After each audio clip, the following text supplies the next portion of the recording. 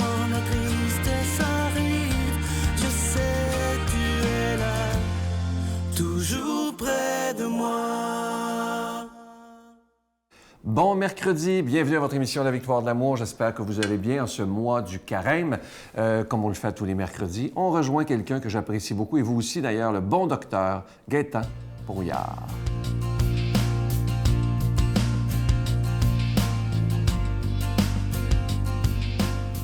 Bonjour tout le monde. J'aimerais vous parler aujourd'hui d'un sujet qui est très captivant, mais qu'on oublie souvent de parler ou on a peur d'en parler. C'est le problème de la mort. Justement, récemment, mon bon ami Guy Corneau nous a quittés, prématurément, j'avoue, même s'il avait plusieurs maladies qu'il avait très bien contrôlées jusqu'à maintenant. Et je pense que vous avez tous aussi, depuis un an, vu des amis, des personnalités qui nous ont quittés rapidement aussi. Des fois qui étaient même jeunes, d'autres plus âgés. Et de plus en plus, on voit dans les hôpitaux des demandes en fin de vie, des demandes raccourcir le temps de la vie. Mais je pense qu'avant tout ça, ce qu'il faudrait nous positionner, quelle est la valeur de la mort? Qu'est-ce que c'est que la mort véritablement? Et si la mort, elle existe, et elle existe véritablement, puisqu'il y a la vie, il y a la mort automatiquement, et donc se questionner sur ce phénomène qu'est la mort est une priorité tout autant que la vie actuellement.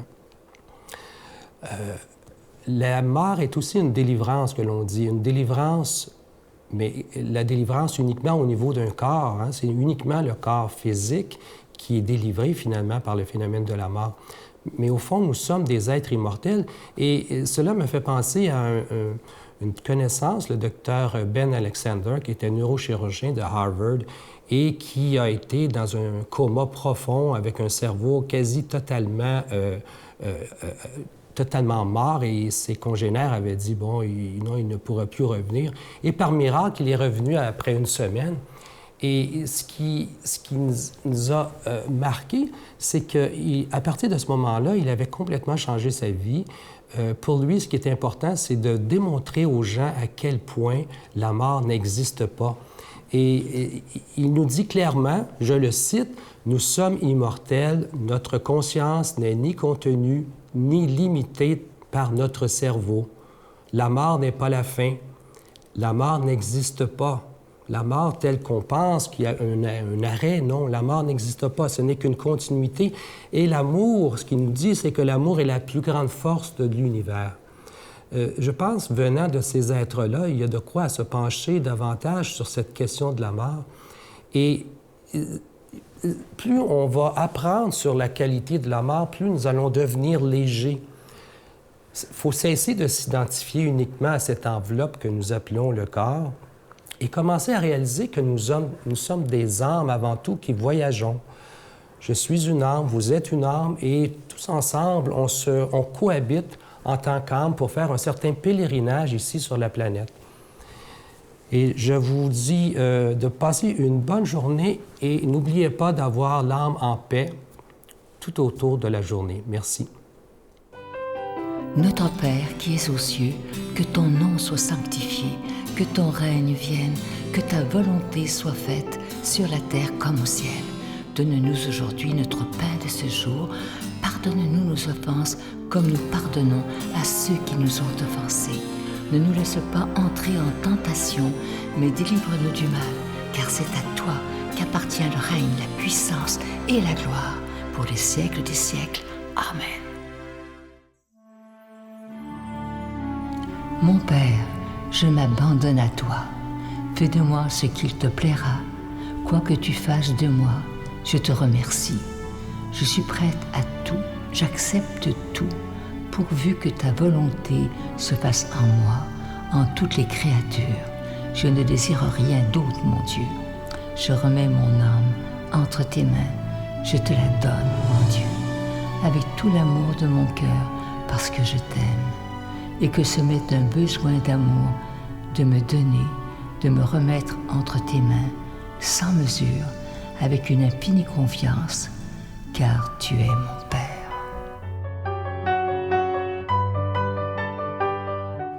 Comme vous le savez, le mois de mars, c'est le mois du carême. Alors, comme à chaque année, il n'y aura pas de cadeau du mois.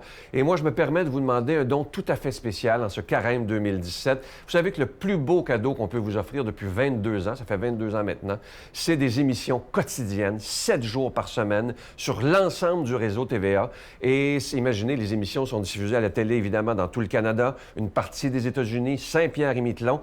Et grâce à Internet et Facebook, bien, les émissions sont maintenant planétaires. C'est absolument extraordinaire. Lorsqu'on regarde dans Saint-Marc ce que Jésus nous dit, et lorsqu'il dit « Allez de par toutes les nations, annoncer la bonne nouvelle », quoi de mieux que ces grandes technologies qui nous permettent de rejoindre des centaines de milliers de personnes. Alors, moi, je vous tends la main aujourd'hui en vous disant merci de tout cœur, au nom de Jésus et au nom de toute l'équipe de la Victoire de l'amour, pour votre don spécial du carême, parce qu'il n'y a pas de cadeau du mois. Ne nous laissez pas tomber, je l'espère. Je vous donne l'adresse. La Victoire de l'amour, casier postal 120, succursale Boucherville à Boucherville, le J4B 5E6, je vous la redonne. La Victoire de l'amour, casier postal 120, succursale Boucherville à Boucherville, le J4B 5E6. Également par téléphone, par carte de crédit du lundi au vendredi de 8h30 à 16h30 dans le 514-523-4433, 523-4433 ou sans frais le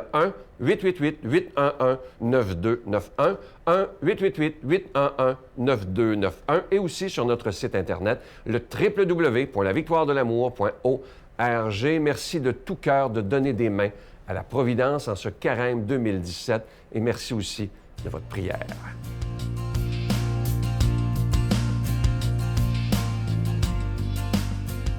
Mon Dieu, donnez-moi la sérénité d'accepter les choses que je ne peux changer, le courage de changer les choses que je peux et la sagesse d'en connaître la différence. Amen. Aujourd'hui, la parole de Dieu est proclamée par quelqu'un que j'apprécie beaucoup, et vous aussi d'ailleurs. Il est aumônier à la prison de Bordeaux, l'abbé Stéphane Roy.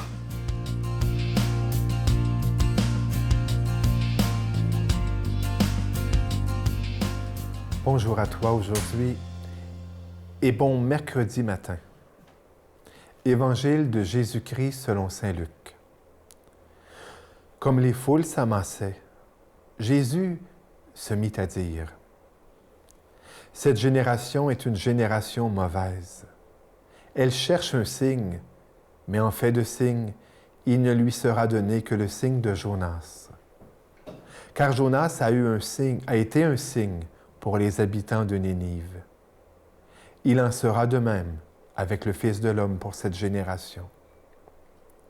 Lors du jugement, la reine de Saba se dressera en même temps que les hommes de cette génération, et elle les condamnera. En effet, elle est venue des extrémités de la terre pour écouter la sagesse de Salomon, et il y a ici bien plus que Salomon. Lors du jugement, les habitants de Ninive se lèveront en même temps que cette génération, et ils la condamneront. En effet, ils se sont convertis en réponse à la proclamation faite par Jonas, et il y a ici bien plus que Jonas. Nous sommes déjà à une semaine du commencement du carême. Mercredi dernier, c'était le mercredi des cendres.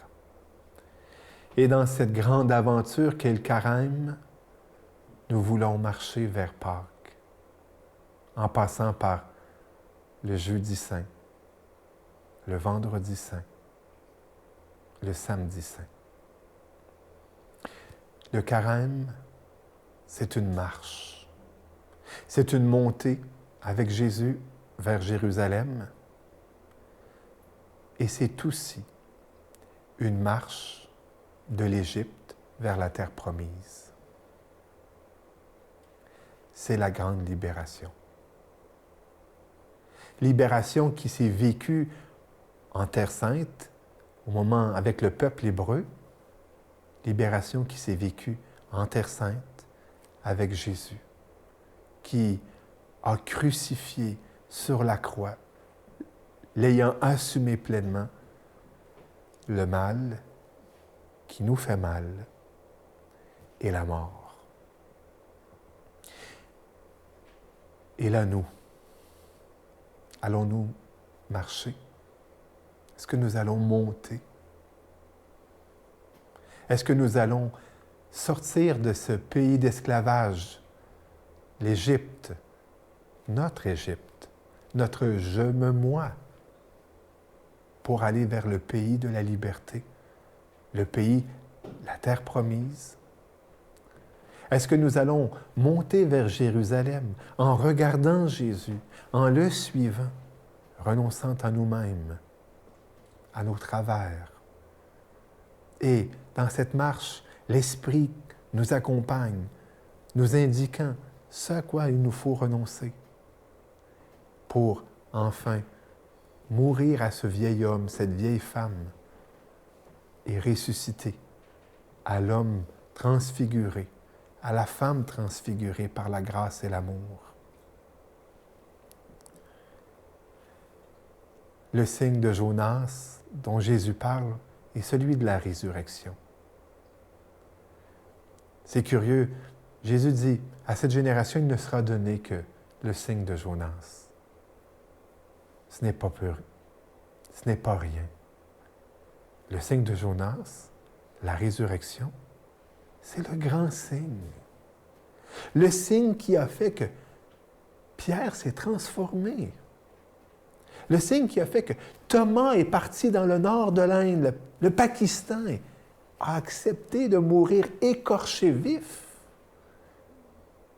en témoignage de ce signe de Jonas, la résurrection. C'est ce signe qui a fait que Marc a été en Égypte, fondé la première communauté d'Égypte, et qu'aujourd'hui on appelle les Coptes.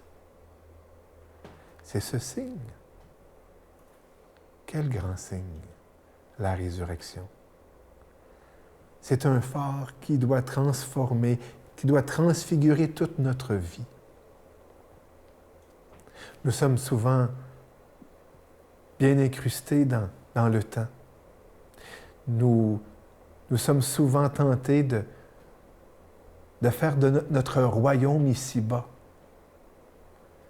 Quand en fin de compte, la résurrection nous parle d'un royaume qui est de l'autre côté, du côté de la résurrection.